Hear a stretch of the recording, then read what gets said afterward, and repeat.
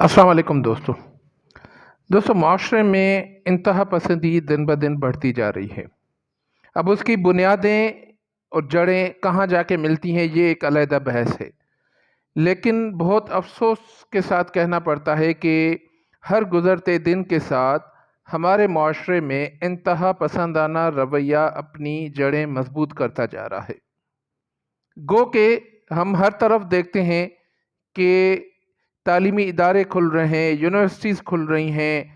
لوگ P H D کر رہے ہیں، گریجویٹ ماسٹرز ہو رہے ہیں، لیکن انتہا پسندانہ رویہ ہے کہ کم ہونے کا نام نہیں لے رہا، اور اس کی مثال جو ہے، اس کی آبزرویشن ہم روز بروز سوشل میڈیا پہ، الیکٹرانک میڈیا پہ کرتے رہتے ہیں۔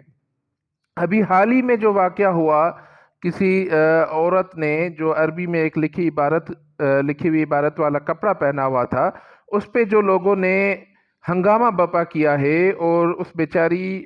محترمہ کے ساتھ انہوں نے جو ظلم کیا اور ان کے قتل کرنے کے در پہ ہو گئے، پھر بالآخر لوگوں کے ڈر سے انہیں معافی مانگ کر جان چھڑانا پڑی۔ تو ہمیں یہ سوچنا چاہیے کہ ہمارا رویہ یہ کہاں ہمیں لے جائے گا۔ حالانکہ حضور صلی اللہ علیہ وسلم کا ارشاد گرامی ہے، ایک حدیث مفہوم ہے کہ جس نے میانہ روی یا اعتدال پسندی اختیار کی وہ کبھی مصیبت اور غربت میں مبتلا نہیں ہوگا۔ اور اس کے علاوہ حضور اکرم صلی اللہ علیہ وسلم کی زندگی کا ایک ایک لمحہ ہمیں اعتدال پسندی کا جو ہے نمونہ پیش کرتا ہے، ہمارے سامنے ہے۔ ہمیں کہا گیا ہے اطیعوا اللہ و اطیعوا الرسول، اللہ اور رسول صلی اللہ علیہ وسلم کی اطاعت کرو۔ تو ہمیں تو یہ دیکھنا ہوگا کہ رسول اللہ صلی اللہ علیہ وسلم نے اپنی زندگی میں کون سا رویہ اختیار کیا۔ کیا کبھی رسول اللہ صلی اللہ علیہ وسلم معاذ اللہ انتہا پسند ہوئے؟ کیا کبھی انہوں نے کسی کے ساتھ ظلم کیا؟ کیا کبھی انہوں نے کسی کو بغیر تصدیق کیے کوئی سزا سنائی؟ یہاں تو حال یہ ہے کہ کسی نے ویڈیو میں وہ لوگ خود بتا رہے ہیں کہ کسی نے بتا دیا کہ بھائی فلاں عورت نے جو ہے وہ قرآن شریف لکھا ہوا کپڑا پہنا ہوا ہے، تو لوگ اس کو جو ہے چھریاں اور ڈنڈے لے کے آ گئے اور اس کو مارنے کے لیے تیار ہو گئے۔ حالانکہ رسول اللہ صلی اللہ علیہ وسلم کا ارشاد ہے کہ وہ شخص مومن ہو ہی نہیں سکتا، مفہوم ہے، جو سنی سنائی بات پہ یقین کر کے آگے پھیلا دے۔ ایک اور حدیث ہے جس کا مفہوم ہے کہ منافق میں 3 نشانیاں ہوتی ہیں: جب بات کرے گا جھوٹ بولے گا، جب وعدہ کرے گا وعدہ خلافی کرے گا، اور ہر سنی سنائی بات کو جو ہے بنا تصدیق کیے پہنچا دے گا، آگے بڑھا دے گا۔ اب تو یہ کیا ہے؟ یہ ہمارا رویہ کیا ہے؟ ہم کہتے ہیں کہ ہم رسول اللہ صلی اللہ علیہ وسلم کی ناموس پہ، ان کے جو ہے دین پہ اپنی جان نچھاور کر دیں گے اور دوسروں کی جان لینے کے لیے بھی تیار ہیں، لیکن ہم یہ نہیں سوچتے کہ آقا نامدار صلی اللہ علیہ وسلم نے ہمیں سکھایا کیا ہے، کس طرح ہمیں بتایا گیا ہے۔ یہاں تو عدل انصاف کے لیے اتنا زور دیا گیا ہے، ایک جگہ سورہ نساء میں جب ہے کہ اور جب تم لوگوں میں فیصلہ کرنے لگو تو انصاف سے فیصلہ کیا کرو، اللہ تمہیں بہت خوب نصیحت کرتا ہے، بے شک اللہ سننے والا اور دیکھنے والا ہے۔ دوسری جگہ ارشاد ہے، ارشاد نبی صلی اللہ علیہ وسلم ہے کہ ارشاد ربانی ہے کہ اے ایمان والو، اللہ کے لیے انصاف کی گواہی دینے کے لیے کھڑے ہو جایا کرو، اور لوگوں کی دشمنی تمہیں اس بات پر آمادہ نہ کرے کہ انصاف چھوڑ دو، انصاف کیا کرو کہ یہی پرہیزگاری کی بات ہے، اور اللہ سے ڈرتے رہو، کچھ شک نہیں کہ اللہ تمہارے اعمال سے باخبر ہے۔ سورہ مائدہ کی یہ آیات میں نے تلاوت کی ہیں ابھی۔ تو اب یہ جو واقعات ہوتے رہتے ہیں وقتاً و فقتاً، کبھی کسی کو جو ہے، ابھی حیدرآباد میں 1 سال یا 2 سال پہلے واقعہ ہوا تھا کہ کچھ اخبارات کے جو صفحات تھے وہ کسی نے جلا کے پھینک دیے تھے،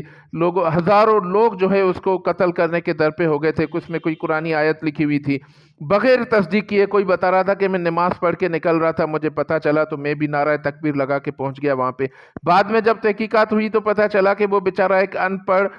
غریب مسیحی تھا جس کو پتہ ہی نہیں تھا کہ یہ قرآن شریف ہے یا کیا ہے۔ اب یہ جو عورت تھی جس کے ساتھ یہ مسئلہ ہوا ہے، اس میں کیا تھا؟ اس میں جو ہے عربی عبارت لکھی ہوئی تھی۔ اس حوالے سے بنگلہ دیش کی جو ایک ویڈیو وائرل ہو گئی ہے جس میں وہ وزیر صاحب جو بلدیاتی وزیر ہیں یا مذہبی امور کے، وہ خود بتا رہے ہیں کہ دیواروں پہ جو ہے لوگ استنجا کرتے تھے، رفع حاجات کے لیے استعمال کرتے تھے، کافی دفعہ وارننگ دی، لکھا، کچھ نہیں ہوا، پھر ہم نے جو ہے عربی میں لکھ دیا کہ یہاں حاجت پوری کرنا منع ہے، تو لوگ جو ہے اب اس کو معاذ اللہ نعوذ باللہ قرآن شریف کی آیت سمجھ کر چومنے لگے اور اس کا ادب و احترام کرنے لگے۔ تو یہ ہم مسلمانوں کی حالت ہے، خصوصاً یہ جنوبی ایشیا کے لوگوں کی یہ حالت ہے۔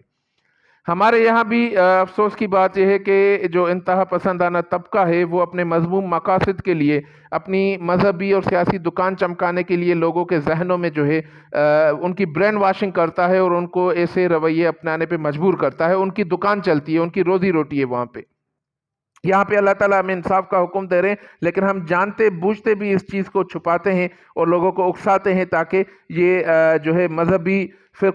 جو فتنہ فساد پیدا ہو اور فرقہ واریت پیدا ہو، لوگوں میں جو ہے ایک دوسرے کو مارنے لگ جائیں تاکہ ان کو جو ہے ان کی دکان چلتی رہے۔ بہرحال ضرورت اس بات کی ہے کہ ریاست کوئی اسٹیپ اٹھائے یا نہ اٹھائے، ہم والدین کے طور پہ بھی ہماری ذمہ داری ہے، معاشرے کے فرد کے طور پہ بھی ہماری ذمہ داری ہے کہ ہم خود بھی رسول اللہ صلی اللہ علیہ وسلم کی سیرت کا مطالعہ کریں، اپنے بچوں کو بھی مطالعہ کروائیں، اس سے روشناس کروائیں، اور تعلیمی ادارے جو چلا رہے ہیں ان کی بھی ذمہ داری بنتی ہے، فرض بنتا ہے کہ وہ اپنے اسٹوڈنٹس کو رسول اللہ صلی اللہ علیہ وسلم کی سیرت کا اخلاقی پہلو، معاشرتی پہلو ان سے لازمی روشناس کرائیں تاکہ ہمارے معاشرے میں رواداری پھیل سکے، انتہا پسندی کا خاتمہ ہو سکے، اور پھر ہم دین اور دنیا کی کامیابی کے لیے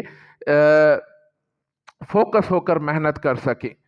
وآخر دعوانا الحمدللہ رب العالمین۔